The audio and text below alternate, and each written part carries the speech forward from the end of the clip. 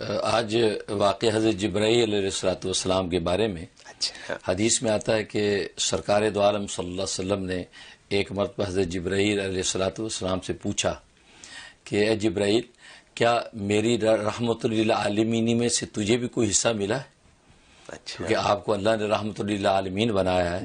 قرآن کریم میں فرمایا وما ارسلناک الا رحمۃ للعالمین، کہ ہم نے جو ہے تجھے سارے جہانوں کے لیے رحمت بنا کے بھیجا ہے، تو تجھے بھی اس میں سے کوئی حصہ ملا ہے؟ تو جبرائیل نے کہا ہاں مجھے بھی حصہ ملا ہے۔ اور فرمایا کہ کیسے ملا؟ کہا کہ ہوا یہ کہ میں جب سے اللہ نے مجھے تخلیق کیا اور مجھے ڈیوٹیوں پہ کاموں پہ لگا رکھا ہے، میں ہمیشہ اللہ سے ڈرتا رہتا تھا اس بات سے کہ کہیں پتہ نہیں میرا انجام کیا ہوگا۔ کیوں؟ اس لیے کہ میں نے اپنے دور میں بڑے بڑے لوگ دیکھے جو بڑے بڑے پارسا تھے اور ان کو اوندے منہ گرتے دیکھا۔ میں نے ابلیس کو دیکھا جو کتنا بڑا پارسا اور عابد زاہد تھا اللہ کا، اس کو کیسے میں راندہ درگاہ ہوتے دیکھا۔ تو میں نے چونکہ اپنی تاریخ زندگی کی ایسی دیکھی کہ اس میں بڑوں بڑوں کو میں نے جو ہے وہ گمراہ ہوتے اور ان کے انجام جو ہے بد ہوتے دیکھا، تو مجھے ہمیشہ خوف رہتا تھا کہ میرا انجام کیا ہوگا۔ تو کہتے ہیں میں آپ صلی اللہ علیہ وسلم پر وہی لے کے آتا رہا۔ جب یہ آیت میں لے کے آیا، سورۃ تکویر کی آیت ہے کہ اللہ تبارک و تعالی فرماتے انہ لقول رسول کریم، کہ یہ جو قرآن کریم ہے، یہ قول جو ہے، یہ آیات جو لے کے آ رہے ہیں رسول کریم، رسول سے مراد جبرائیل ہے، کہ جبرائیل جو قاصد ہے یہ بڑا عزت والا، یہ اس کا قول ہے۔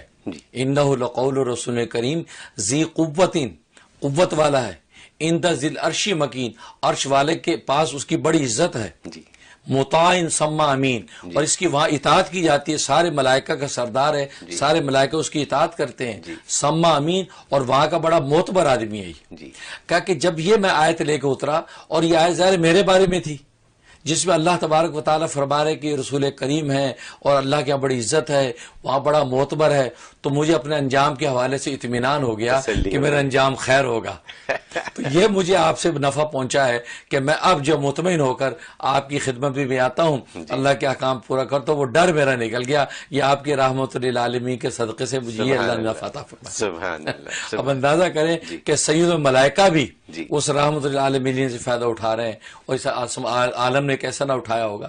بلکہ وہ سائنس اور ٹیکنالوجی کے قرآن کے حوالے سے بات ہو رہی تھی، تو میں تو یہ کہتا ہوں کہ یہ سائنس اور ٹیکنالوجی بھی سرکار دو عالم صلی اللہ علیہ وسلم کی رحمت للعالمین کا صدقہ ہے، کیونکہ جب سے آپ دنیا میں آئے ہیں، آپ کے آنے کے بعد دنیا میں سائنس آئی ہے، ٹیکنالوجی آئی ہے، اور انہی یہودیوں نے ہوائی جہاز ایجاد کر لیا کہ جو یہودی اپنے زمانے کے اندر تو بادشاہ تھے، ان کا پورا یہودیت کا زمانہ گزرا، اس وقت ہوائی جہاز ایجاد نہیں کیا، بالکل درست، اس وقت سیل فون ایجاد نہیں کیا، اس وقت کار موٹر ایجاد نہیں کی، تو سائنس ٹیکنالوجی ساری ترقی اسلام کے بعد ہوئی، میرے نبی کے آنے کے بعد ہوئی، اور وہ اس لیے ہوئی کہ نبی کے جو غلامان محمد تھے، فارابی ہے، خوارزمی ہے، اور جناب البیرونی ہے، الجابر ہے، ان لوگوں نے سائنس کو وجود بخشا، اور اسی سائنس سے آج ان لوگوں نے سائنس ٹیکنالوجی بنا لی۔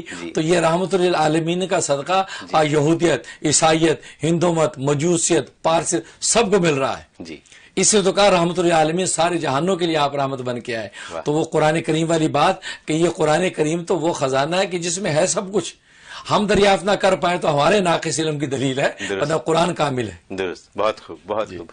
ویڈیو کے نیچے سبسکرائب کے بٹن پہ کلک کریں، بیل کے آئیکن پہ کلک کیجئے تاکہ ہر نئی ویڈیو کی نوٹیفیکیشن آپ کو مل جائے۔